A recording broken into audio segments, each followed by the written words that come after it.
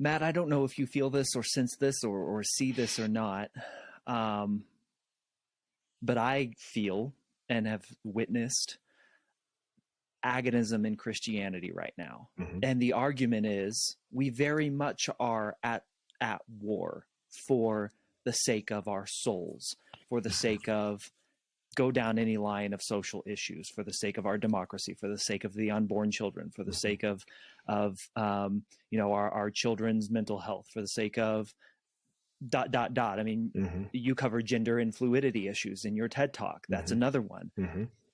What do you say to the Christian who says, "But Matt, we are at war for a battle for souls," Hmm. taking that agonistic mindset? What do you say to them? I would say that that's not the model that we received. And the most difficult thing we have is to speak truth and to defend our faith and the way that we believe without hating somebody else who doesn't.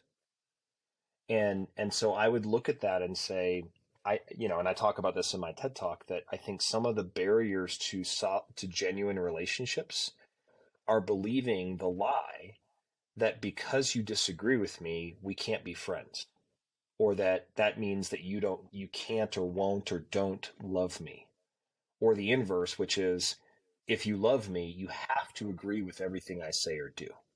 And Mm-hmm. I think as Christians, we have sometimes fallen into that trap of those lies to say, I'll love you as long as you agree with me. And that wasn't the model that Jesus gave us. That wasn't the model, even in the Old Testament. That wasn't the model. I mean, the Jewish people were commanded to love the foreigner, to save some of their crops for the sojourner, to take care of the widow and the orphan and those that need help. They were commanded to do that, whether they believed in the God of Israel or not. And so I think as Christians, we have to continue to find ways to not turn our convictions into weapons.